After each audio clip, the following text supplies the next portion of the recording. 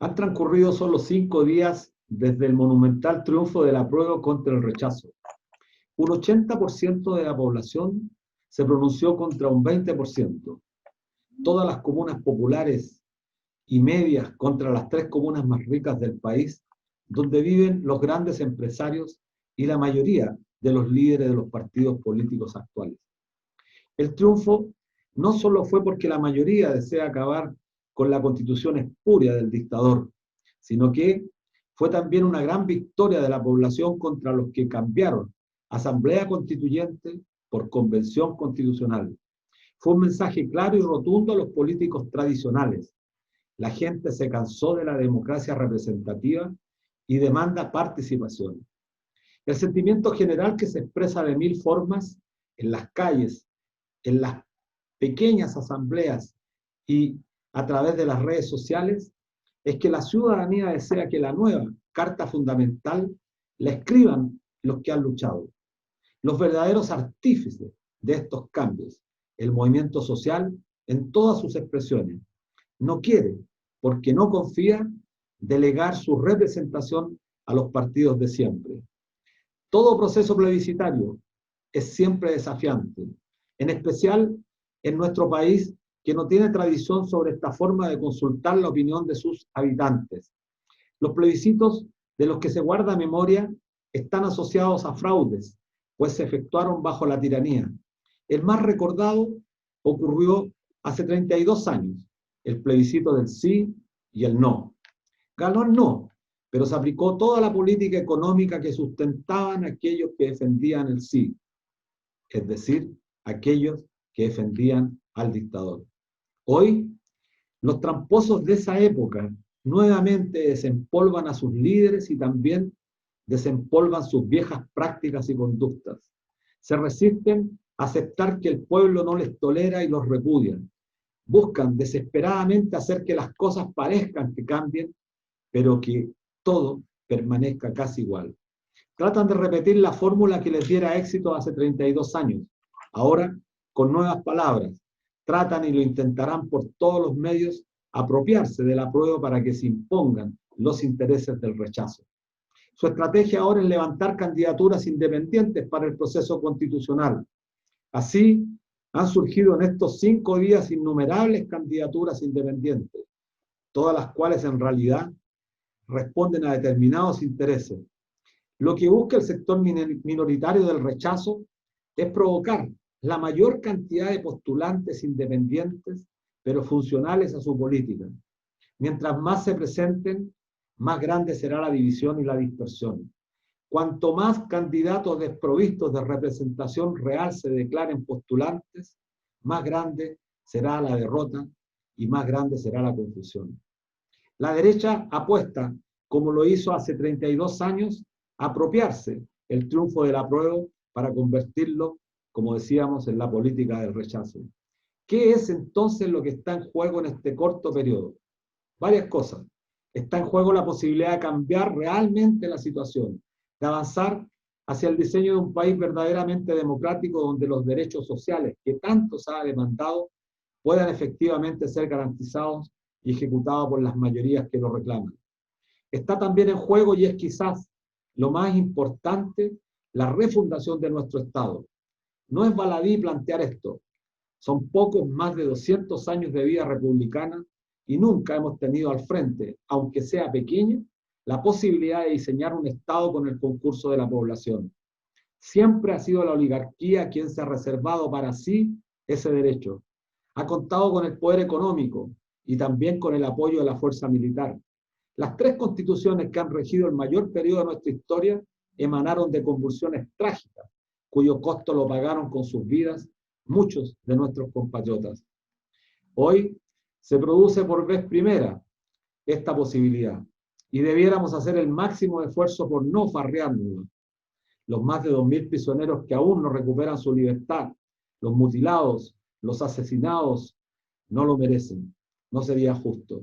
Está también la posibilidad de que las cosas en estos 2 meses no avancen lo suficiente y se haga casi imposible que los candidatos a constitucionales independientes del movimiento social puedan llegar a acceder a esa asamblea. lo cual también sería decepcionante, pues los partidos que han sido cuestionados tendrían el monopolio del quehacer y terminarían con la careta de independientes, imponiendo a sus mismos personajes que lejos están de representar a las mayorías. Podría ser nuevamente un triunfo a lo pirro. Sin embargo, está del lado de las mayorías la fuerza inagotadora que ha expresado el movimiento social. A un año de la revuelta, el 18 de octubre, en todo el país, fueron miles que, desafiando la pandemia, salieron a conmemorar ese aniversario rindiendo respetos y homenaje a los caídos. Y a la semana siguiente, hace 5 días atrás, a expresarse con fuerzas con ese tremendo resultado apabullador contra los del rechazo. Nuestro país está siendo en estos días observado en la vitrina mundial.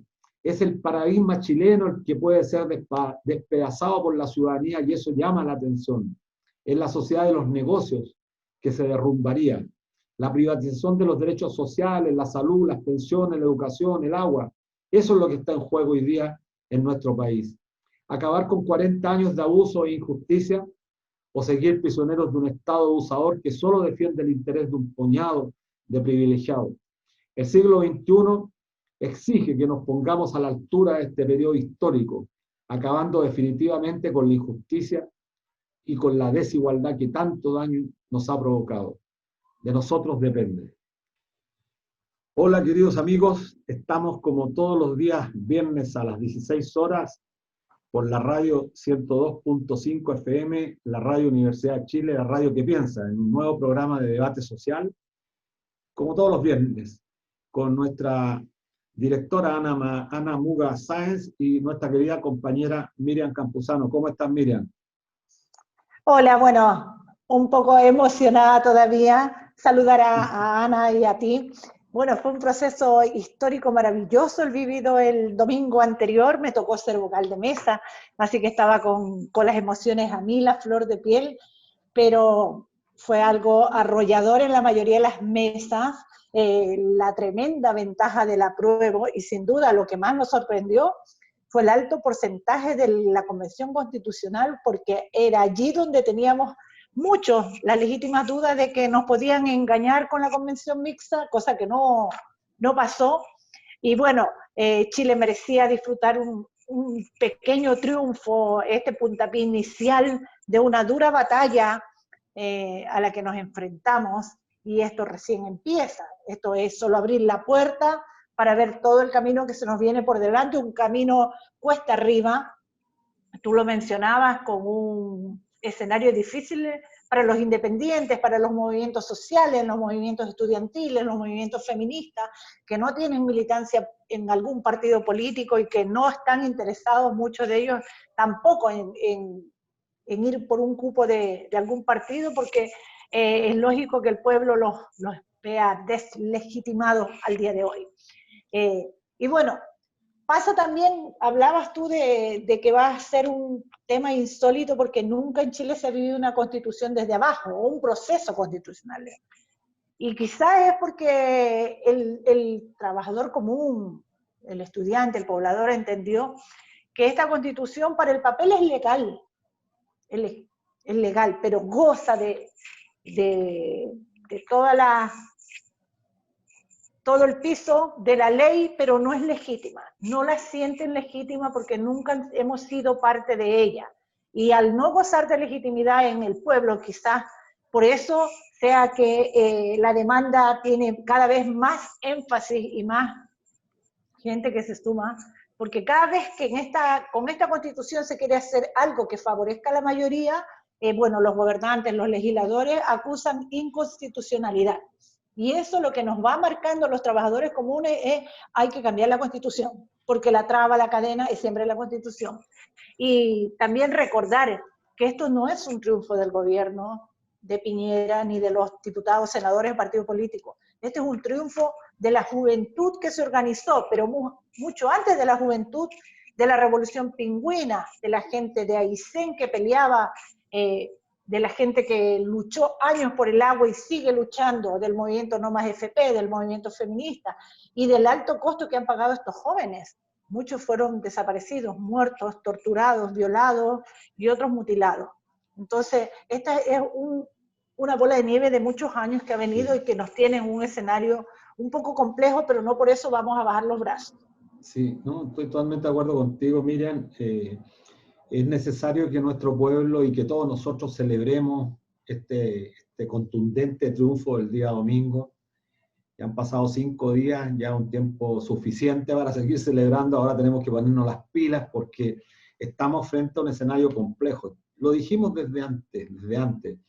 Este partido es largo, tiene varios tiempos. El primero era el más sencillo. El más sencillo ya lo pasamos. Pero ahora viene el más complejo, que es justamente lograr que los representantes que vayan a escribir esta nueva Carta Fundamental sean representantes genuinos que emanen de la ciudadanía, que tengan mandato, que sean representantes reales, genuinos. Mira, hay que tener mucho cuidado porque esta práctica de instalar a los independientes está apareciendo una cantidad impresionante de independientes. Juan Sutil, Andrónico Luxi, Mariana Elwin, Soledad Alvear, Gutenberg Martínez, todos independientes. Nosotros Una también lista de somos independientes, supermercado. claro, Sí. pero resulta que representan intereses.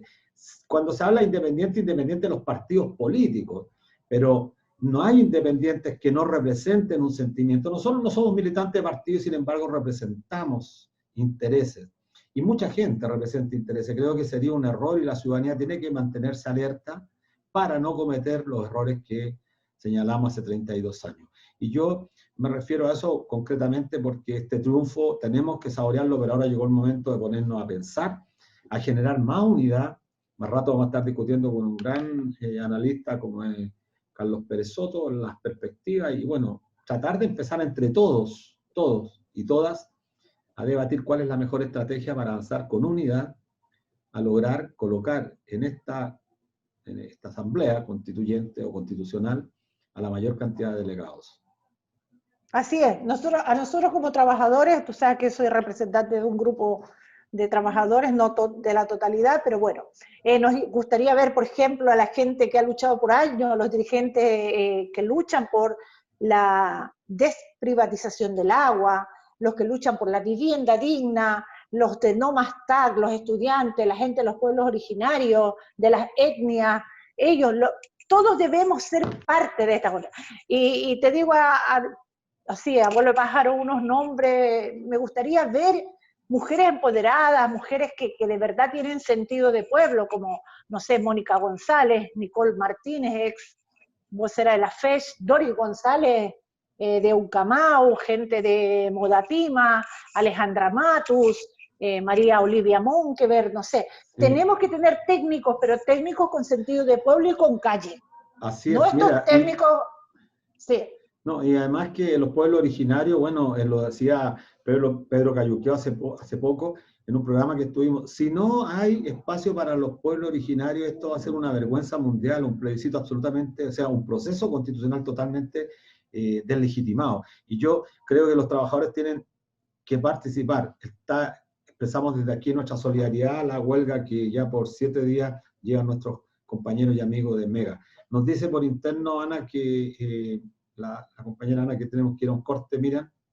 Sí, pues, pero antes lo vamos a dejar con una canción, se llama Despertamos, muy ad hoc con lo que pasó el domingo, del grupo Noche de Brujas.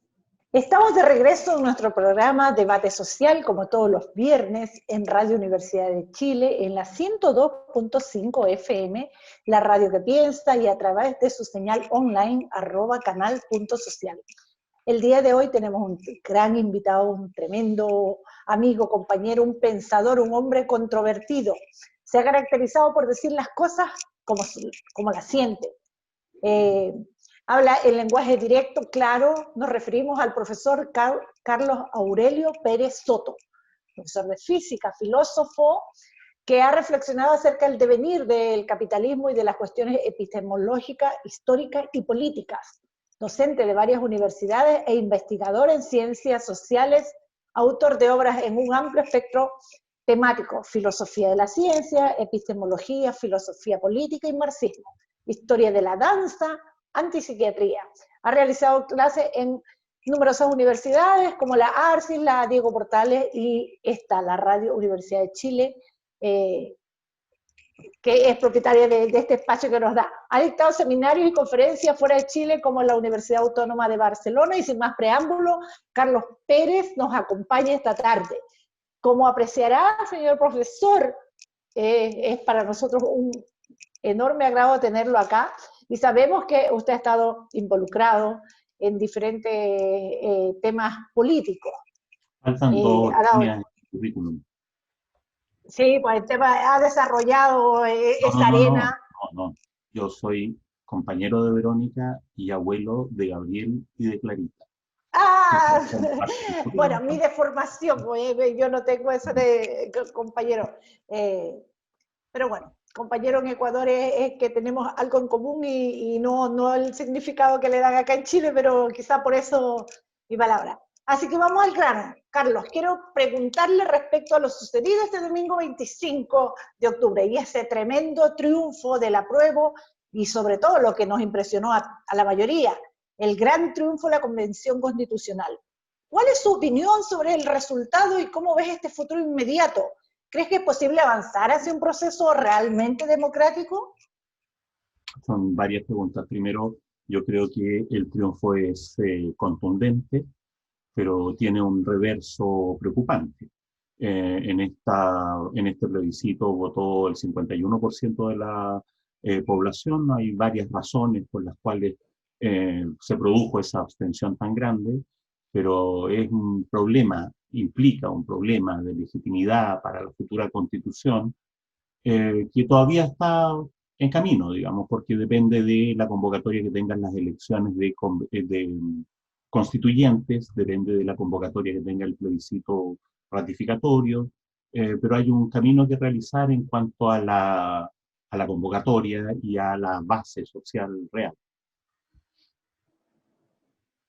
Sí, oye, bueno, Bueno, Carlos, un gusto tenerte nuevamente en nuestro programa. Y yo quería llevarte a un debate que me parece relevante. Y también compartimos el hecho de que hay un tremendo triunfo. Esta es la primera parte, pero viene la segunda más compleja. Como usando la metáfora futbolística, ganamos el primer tiempo, pero ahora tenemos el segundo tiempo, que es más largo, con un árbitro saquero, con un reglamento que está en contra, etc. Pero yo creo que hay que enfrentar los procesos políticos, los procesos sociales, no a partir de lo ideal, porque nunca la política es ideal. Nunca. Aquellos que idealizan respecto de que debiera haber existido tal o cual cosa, bueno, no conocen la historia, porque la política siempre tiene estos sinsabores, tiene aciertos, desaciertos, triunfos, derrotas, etc. Puesto en esa disyuntiva, me parece bien lo que tú señalas, que, claro, la elección de los constitucionales o constituyentes es determinante, es un segundo o tercer paso, porque después viene el plebiscito salida. Vamos a ver quién gana el reglamento, quién gana la presidencia, la vicepresidencia, si se es capaz por la movilización social de instalar los plebiscitos intermedios que diriman las controversias naturales que van a existir. Pero sobre el escenario real, te escuché hace poco una frase muy buena, creo que de la Universidad Católica, no ser tanto Che Guevara más Fidel, te recordarás. O sea, para decirlo en términos filosóficos, no ser tan Platón, ser más Aristóteles. ¿Eh? Bueno, pero hay que considerar que en Bolivia, con golpe de Estado, con pandemia, con mayor mortalidad de la pandemia que en Chile, votó el 87% del electorado. Sí. Eso yo creo que aquí hay una responsabilidad que, bueno, ya hay que jugar en la cancha que hay. En eso soy muy realista y hay que ir al paso siguiente. Yo no soy muy partidario de quedarse en las evaluaciones, sino empezar a pensar de inmediato cuál es el paso siguiente. Bueno, te hago la misma pregunta en ese Sí. sentido, porque tenemos ese desafío de jugar el segundo tiempo que sabemos que tenemos mucho en contra, pero tenemos la mayoría, esa es la diferencia. Mira, hace Pero, poco, ¿qué mayoría es la que tenemos? ¿Ah? no, mira, Mm, yo creo que la mayoría quiere cambio en sí. este país. Tanto los que fueron a votar como aquellos que no fueron a votar, hay diversas razones que pueden explicar este fenómeno. Bajó la participación de los sectores etarios más mayores por el hecho que tenían quizás más miedo al contagio. Se produjo un fenómeno interesante que mucha juventud empezó a votar, porque se clasifican por los RUT. comunas populares como La Pintana, por ejemplo, mostraron un cambio. Temuco mostró un cambio. No es menor. O sea, hay señales que son, yo creo, que importantes de analizar. Y bueno, y un 51% una muestra más que representativa. Claro, uno no podría pensar que en el plebiscito salida va a votar el otro 49 y vamos a perder todo. No creo que eso sea, no es, diría, no es lógico pensar que las cosas se van a producir o a reproducir de la misma forma. Ahora, yo quiero llevarte a la pregunta concreta. ¿Qué hacer? Porque el debate Si tú es me si preguntas por el paso participamos o no. siguiente, si tú me preguntas Sí, por el paso siguiente, sí, paso yo siguiente. creo que hay una tarea inmediata, ¿ah? Inmediata, de aquí a diciembre, máximo enero, que es la reforma constitucional que está pendiente por la serie de elementos pendientes de la convención de la Asamblea Constituyente, ¿no? Que como se hizo tan rápido, eh, hay una reforma constitucional que como mínimo le tiene que dar participación, ¿no es cierto?, definida a los pueblos originarios. Y en eso están, ¿sí? Sin embargo, yo creo que es la hora de presionar para obtener en esa misma reforma constitucional mayor transparencia para la Asamblea. Que la Asamblea Constituyente no tenga sesiones secretas, que los constituyentes estén obligados a dar cuenta a sus electores. La otra cuestión que está pendiente de manera inmediata, antes de las elecciones, es que la reforma constitucional amplíe las garantías para los independientes. Y la cuestión es muy concreta, que los independientes puedan formar subpactos al interior de los pactos. Porque la ley, lo que va a hacer más difícil es cambiar la ley electoral bajo la cual se hace la elección de constituyente. Ya que no se puede cambiar esa ley, hay que considerar que esa ley favorece netamente a los pactos por sobre los independientes que van por fuera, que es lo que se ha garantizado hasta ahora. Nos dicen, vayan como independientes y no tenemos ninguna garantía frente a cualquiera que se presente en forma de pacto.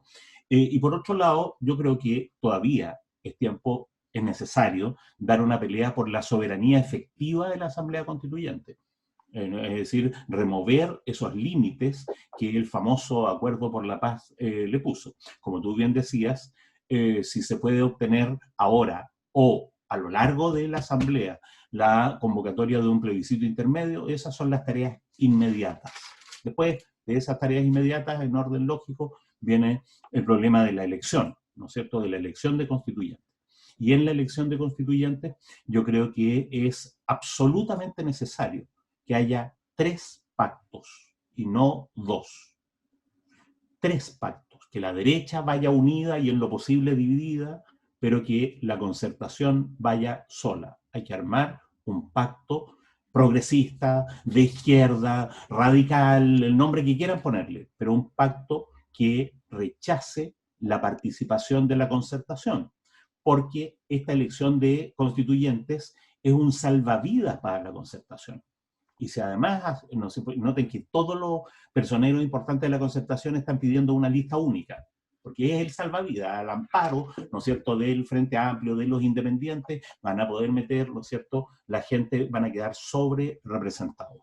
Entonces, aquí tiene que haber un pacto de la concertación clásica, tiene que haber un pacto, ¿no es cierto?, desde los comunistas hasta la Revolución Democrática, el Partido Humanista, el Partido Liberal. La cuestión tiene que ser a 3 bandas. Y dentro del pacto, que se puede llamar progresista, radical, de izquierda, yo creo que lo importante es que haya espacio al interior del pacto para independientes y que haya un programa constitucional radical. Yo, en orden de tareas, yo creo que esas son las tareas. ¿Y tú crees que claro, haciendo esas tres bloques, en este bloque, dadas las características del estado de ánimo que ha manifestado la población, ese tendría que sacar la mayor cantidad de listas y castigar de una vez por todas la ex nueva mayoría? O sea, claro, yo creo que si eso se produjera, la nueva mayoría colapsaría. Sí. Habría una distribución del orden, ¿no es cierto?, 40, 35, 20 para la concertación. Carlos, escuchándote, me recordaba que la tercera de hoy en la tarde salía que esta unidad constituyente que armaba este pacto donde estaba la DC, el PPD, el Partido Socialista, el Partido Radical y el PRO, se dividió ante la idea de llevar una lista única y se incomodaron con una propuesta que hizo Marco Enríquez Ominami de, una vez constituidos los constitucionalistas, disolver el Congreso.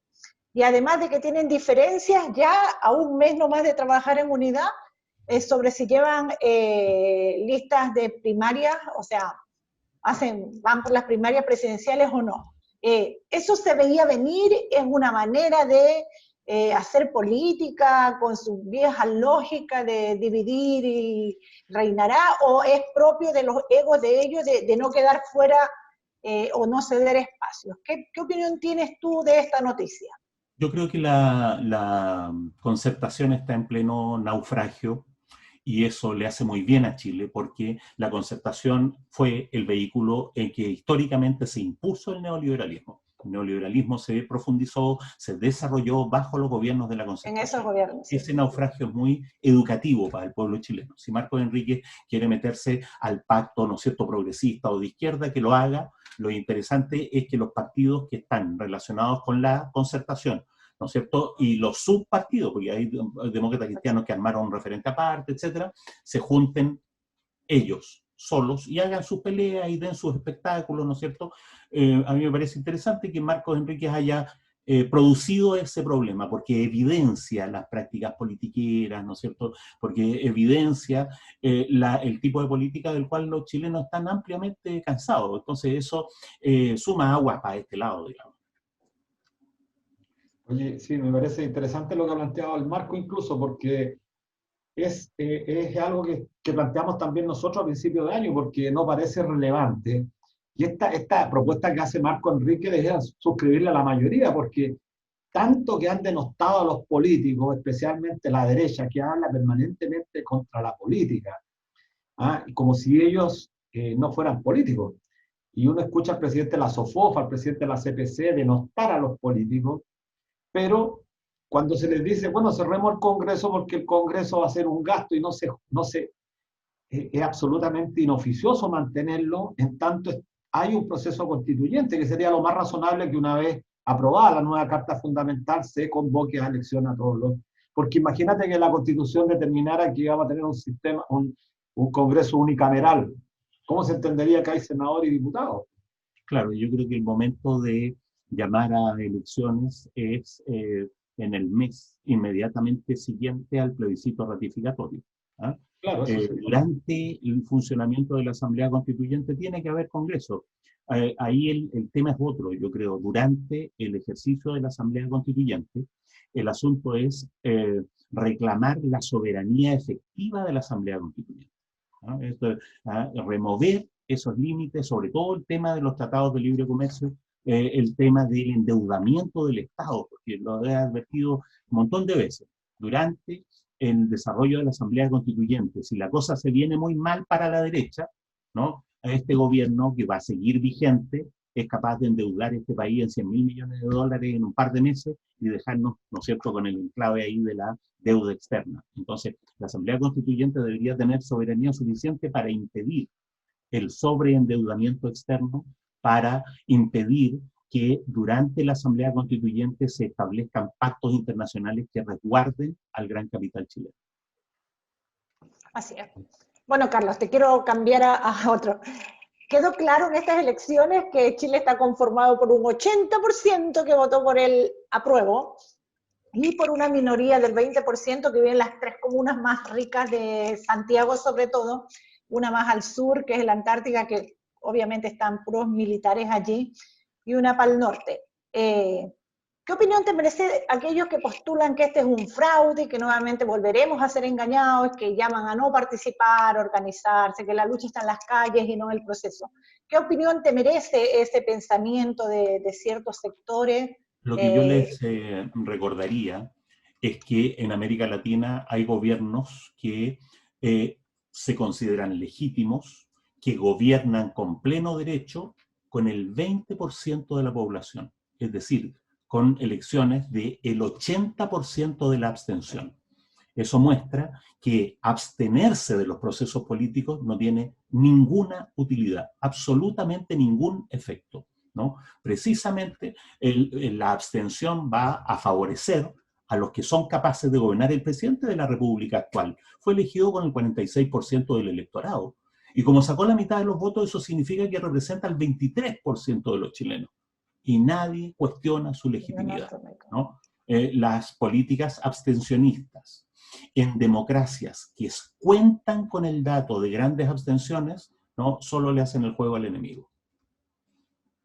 Sí, me parece bueno, interesante ese dato porque creo que debiera estar permanentemente en el análisis de quienes definen estrategias políticas para enfrentar especialmente la situación chilena, que ha convocado y diría despertado el interés en muchos países, no solamente de nuestra región, sino que de Europa, que están mirando el proceso chileno como un proceso quizá ilustrativo para lo que se viene, porque en medio de las tremendas crisis políticas, crisis sanitarias que se están produciendo en el planeta, Chile además incorporó un tercer elemento, que es esta suerte de refundación a través de un proceso constituyente que con todos los amarres, abre la posibilidad de un debate más a fondo. Yo quería llevarte a otro terreno, Carlos.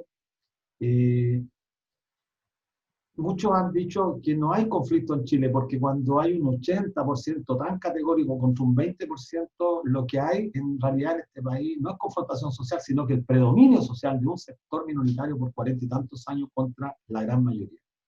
Otros también señalan que finalmente se reproduce lo que con tanta fuerza se ha señalado por mucho tiempo, que es esta suerte que se caricaturiza el tema de la lucha de clases, pero que en realidad en Chile es quizás la mejor expresión de la brutalidad que hay.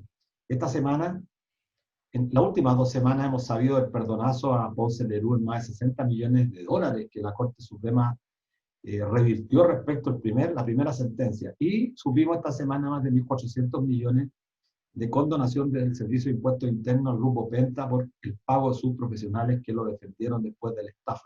Es decir, estamos frente a un país donde los delincuentes de cuello y corbata que han capturado prácticamente una fracción significativa del ingreso, siguen siendo beneficiados de privilegios. Entonces, ¿cómo ven la perspectiva? Porque nos llaman a garantizar la paz social y sin embargo la paz social tiene mucho que ver con la igualdad o con los derechos sociales. Yo creo que es muy de fondo la idea de que lo que hay que hacer en Chile es una refundación democrática de las bases institucionales, ¿no es cierto?, del Estado y de la convivencia nacional.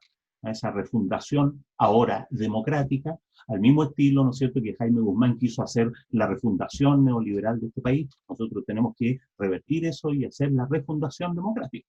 Y eso es una larga marcha.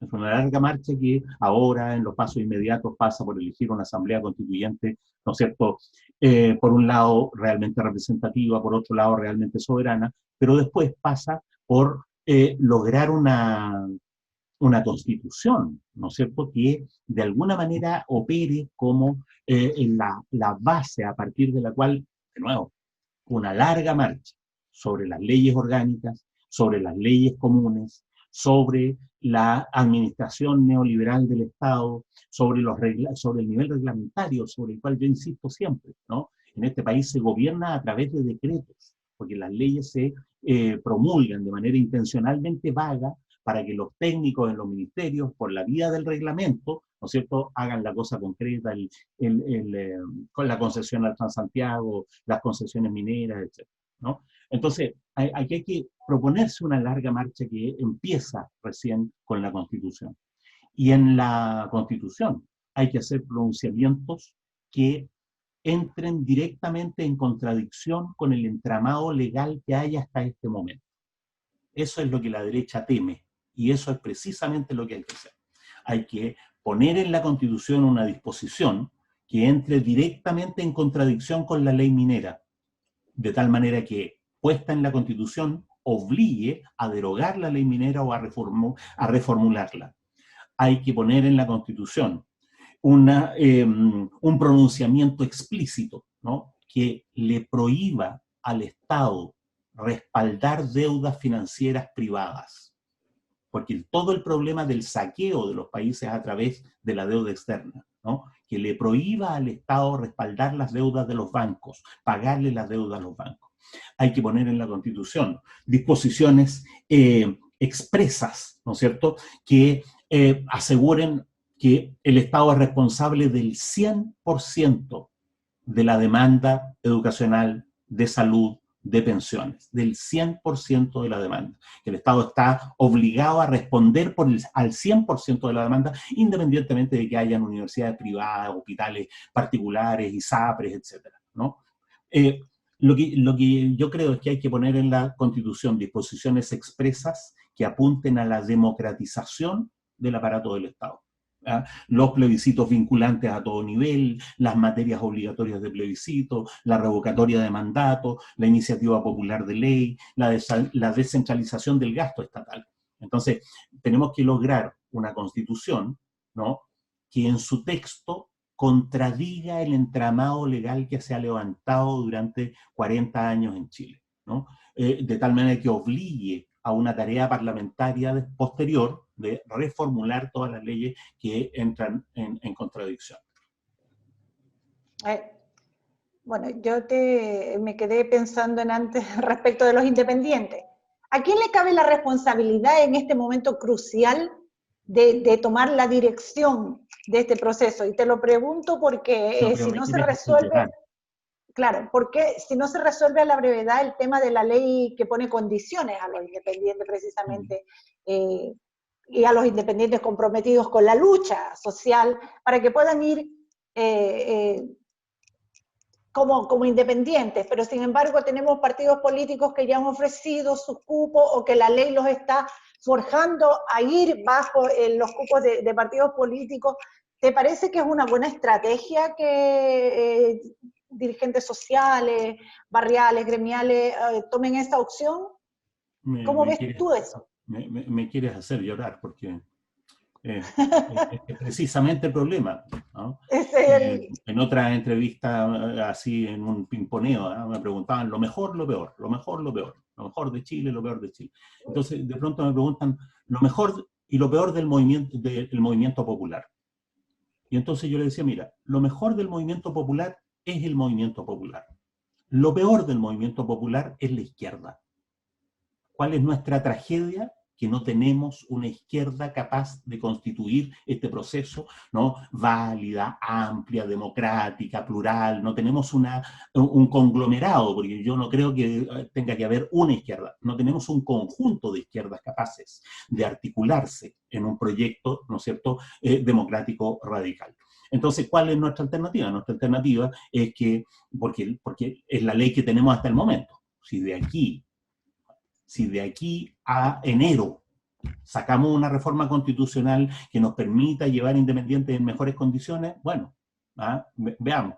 Pero la ley que tenemos nos obliga a meter a los independientes, a los dirigentes, ¿no es cierto?, vecinales, a los dirigentes de los pueblos originarios, qué sé yo, a las dirigentes de las mujeres, a meterlos dentro de esta camisa de fuerza de los partidos organizados. Porque la ley está hecha para eso.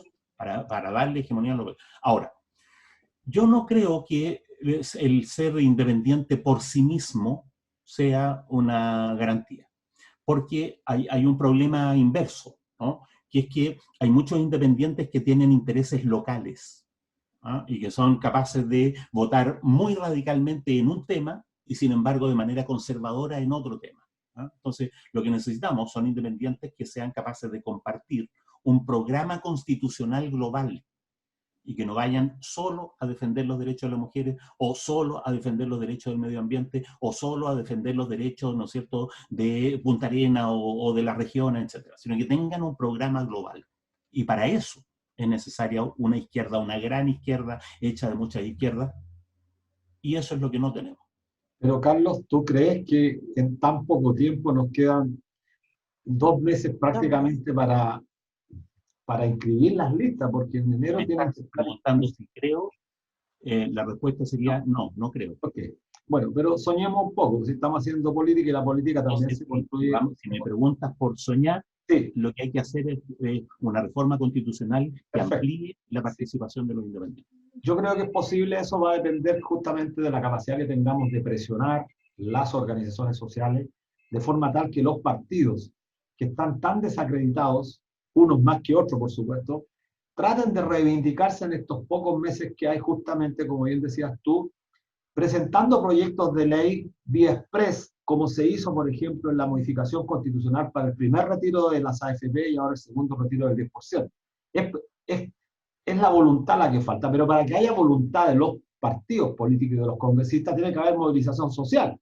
Tiene que haber Sin movilización social no hay posibilidades de presionar. Entonces tenemos que ver eso, cómo hacemos movilización social en un periodo de cuarentena, en un periodo de confinamiento en algunas zonas que, a pesar que se han ido liberando, creo que sería posible.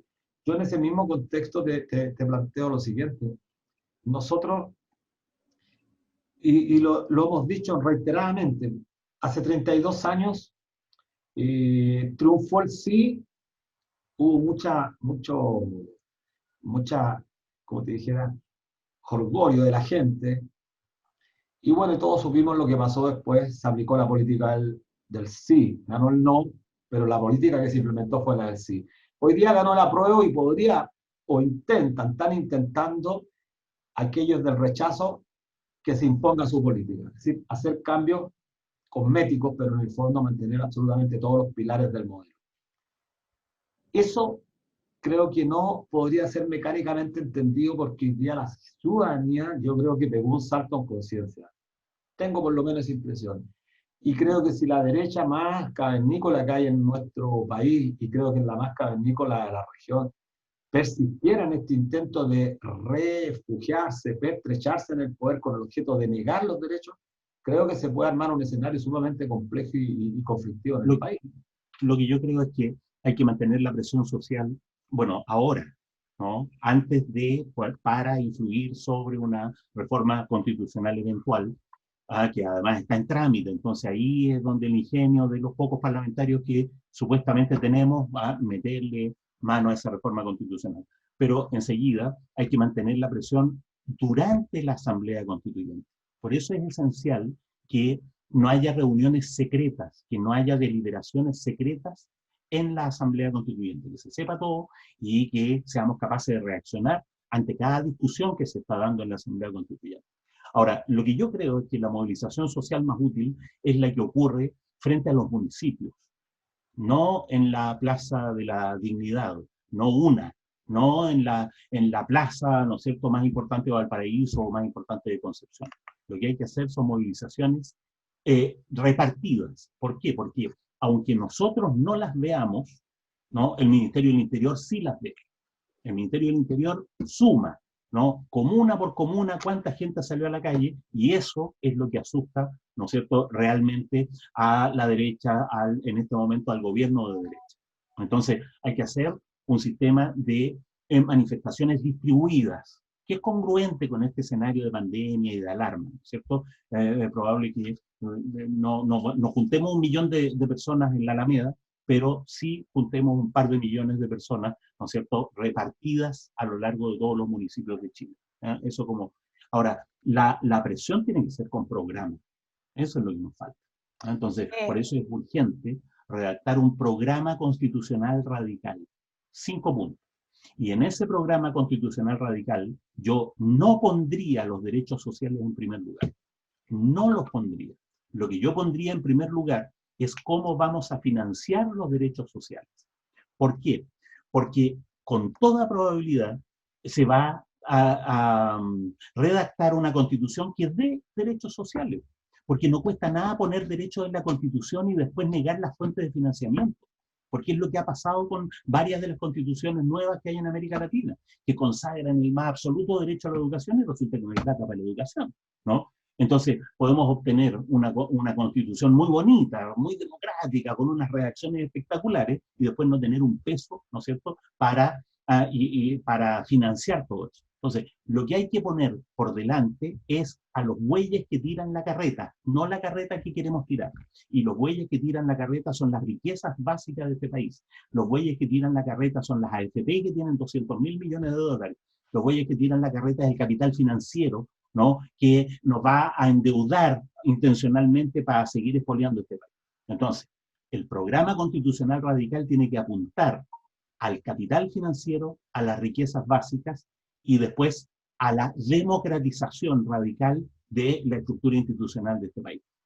Si eso ocurre, entonces los derechos sociales van detrás, ¿no? Entonces los derechos sociales no solo se declaran, sino que además son posibles, ¿no? Hay que cuidarse, porque el arco iris que nos pueden vender, ¿no? Ahora todo el mundo está diciendo, hay que hacer un Estado social.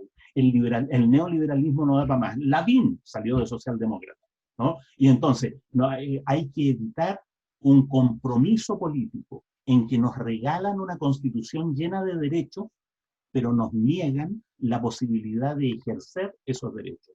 Eso es lo que se hizo en Colombia, y por eso la constitución colombiana es, ¿no es cierto?, la más democrática del continente, y el gobierno colombiano uno de los gobiernos más fascistoides del continente al mismo tiempo, ¿no? Así es, Carlos. Bueno, yo creo que parte de esta formación popular también será, sin duda, votar por un plan de gobierno, plan de cómo vamos a hacer un programa, no por rostros. Yo creo, me siento parte del popular, de los trabajadores, la gente común. Las mayorías no quieren nada con los partidos políticos. Y también nos estamos dando cuenta que están como en una lista de supermercados los independientes, porque cuando hablamos de independientes no creemos que nos identifican todos. Tenemos a Magdalena Piñera, tenemos a Mariana Elwin, a Lucy, a Juan Sutil, entre otros más, a Gutenberg, a Lucía Iriarte, a la Reginato en Viña del Mar. Entonces esos independientes no nos representan. ¿Y cómo se hace para que los independientes también participen, pero los independientes que lleven el clamor del pueblo? Y pienso en un grupo de intelectuales, como tú mismo, como Sergio Grez, Gabriel Salazar, dirigentes sociales, sindicales, poblacionales, estudiantiles, gente de los pueblos originarios, para que puedan entonces ser parte de estas personas que redactarán la nueva carta. Toda la orgánica que se ha generado de estructura hasta ahora tiene que decantar en candidatos determinados, la orgánica. Porque, claro, yo tengo 5.000 seguidores en Facebook, pero eso no me hace, ¿no es cierto?, un referente nacional, ¿no? Aquí lo que tiene que haber son representantes de orgánicas, ¿no? Tal como están las cosas ahora, lo que hay que hacer es que esas orgánicas, ¿no?, pateen la puerta, golpeen la mesa de los partidos constituidos que se dicen de izquierda para que les den cupos en sus pactos. Eso es lo que, tal como están las cosas hasta hoy día, ¿no? Si sacamos una reforma constitucional, como digo, de aquí a enero, que permita ampliar la posibilidad de los independientes, mejor. Pero hasta el momento, lo que debería ocurrir, ¿no es cierto?, es que hay que ir yo insisto, no a golpear las puertas, hay que ir a patear la puerta, hay que ir a golpear la mesa. Es decir, bueno, ¿en qué quedamos con esto de darle cupo a los independientes? ¿Por qué? Porque los independientes que vayan fuera de pacto no tienen ninguna posibilidad de ser elegidos. Esa es la ley, ¿no? Y los independientes que vayan en pactos chicos, en pactos regionales, hagamos un pacto, ¿no es cierto?, de todos los independientes de Curicó, tampoco tienen ninguna oportunidad. Aquí los únicos que tienen oportunidades reales son los pactos que se estructuran a nivel nacional, ¿no es cierto?, con un referente único que inscribe en una lista única, etc. Entonces, por eso, nuestra política tiene que ser que haya 3 grandes pactos, y en el pacto que presuma ser el más progresista, hay que ir a golpear la mesa. Quiero correr el cerco. Ya lo bueno, yo creo que... Yo me dejó pensando, Carlos, respecto a eso, del planteamiento, porque sí parece lo más razonable, lo más políticamente viable, porque la política también tiene que tener viabilidad, sustentabilidad. La política no es solamente discursiva, porque podemos pasarnos años, décadas, siglos, nos vamos a morir y el capitalismo sigue triunfante, la gente común, los trabajadores, las trabajadoras siguen sufriendo los embates que bien lo decías tú, con gobiernos de derecha que cada vez promulgan leyes que, lejos de mejorar las condiciones de vida, van conculcando derechos, y eso es lo que ha pasado en estos últimos 30 años, que se ha producido un desarrollo y un crecimiento en nuestro país comparado con el resto de América Latina. Tenemos el ingreso per cápita más alto, pero sin embargo el nivel de desigualdad es brutal. 140 individuos en este país concentran una riqueza financiera y no financiera superior, equivalente al 50% del PIB, o sea, es escandalosa, escandalosa. Y me parece razonable lo que tú planteas. Tenemos que derribar dogmas, creencias respecto de de que la política tiene que ser acción. Y me parece eso que planteaste tú, de ir a golpear la mesa, a patear la mesa, a golpearla, a patear la puerta, a golpear la mesa, me parece que es absolutamente razonable. Yo agregaría, si tú me permites, un principio. ¿Ah? Los enemigos que vale la pena, los enemigos que hay que poner en primer lugar, son los enemigos grandes, no los enemigos chicos. No tiene ningún sentido, ¿no es cierto?, pedirle a un mediano empresario que suba los salarios, ¿no es cierto?, hoy día, en el contexto, ¿no es cierto?, de endeudamiento de pandemia, qué sé yo, en el ahogo financiero en que están los medianos empresarios. Aquí, el primer enemigo es el capital financiero transnacional, que está en las AFP, que está en los bancos. El segundo enemigo es el capital, ¿no es cierto?, depredador de los recursos naturales. Esos son los enemigos grandes. El tercer enemigo es el capitalismo nacional, el capitalismo de Luxig, el capitalismo de Angelini, ¿no es cierto? Yo lo pondría en tercer lugar, ¿ah? Porque si lo comparamos la minera Billiton, ¿no es cierto?, con Luxig, que está entre los más ricos del planeta, bueno, la minera Billiton es 10 veces más grande que Luxig, ¿no? Entonces, aquí, en ese orden, hay tres enemigos, ¿no? El capital financiero transnacional, la deuda externa en que nos van a meter, ¿no es cierto?, como venganza si tratamos de democratizar este país, ¿no? En segundo lugar, el capital depredador de recursos naturales, ¿sí? En tercer lugar, este capital que se ha organizado en torno a las AFP y el retail, ¿ah? A la plata que les llega de la AFP y la inversión que ellos han hecho en mecanismos de comercialización y de endeudamiento, porque el retail es un capital bancario encubierto, digamos, ¿no? Entonces, esos son los tres enemigos, ¿ya? Y en el tercer enemigo, claro, hay un montón de chilenos o pseudo chilenos como Angelini, como Edwards, como Luxig, ¿no es cierto?, como Ponce Lerú, ¿no? Pero hay que apuntar sobre las mineras norteamericanas. Todo el mundo le hace el quite a esa cuestión. Hay que apuntar sobre la deuda con los bancos transnacionales, ¿no? Hay que apuntar sobre los acuerdos que se han establecido con la Organización Mundial de Comercio. Porque la Organización Mundial de Comercio nos obliga a garantizar la propiedad privada, la propiedad minera, las concesiones que hemos dado, las deudas que hemos contraído. Entonces, por eso es tan grave esto de que la Convención Constituyente no pueda cambiar los tratados de libre comercio, porque los tratados de libre comercio lo que encubren, ¿no?, es este papel rector a nivel mundial de la Organización Mundial de Comercio, ¿no es cierto?, que opera como gran guardaespaldas, ¿no?, del capital, de la operación del capital transnacional en cada país, ¿sí? Esos son los enemigos grandes, ¿sí? Si Boric es enemigo o no, es un pelo de la cola, ¿no? Si Marco Enríquez quiere estar a este lado o quiere estar con la democracia cristiana, es absolutamente un pelo de la cola, ¿sí? Interesante debate. Lamentablemente estamos llegando al final de nuestro programa, se nos hizo tan corto el tiempo, se nos quedaron muchas preguntas en el tintero. Muchas gracias por sus grandes reflexiones, Carlos. Y bueno, los estamos esperando para el próximo viernes a las 4 de la tarde, debate social. Muchas gracias, Carlos, por tu aporte. Muchas gracias, Luis. Miriam. A Luis Mesina, gusto verlos, ¿no es cierto? Igualmente, Carlos, un abrazo, que estén muy bien. Nos vemos el próximo viernes. Nos vemos.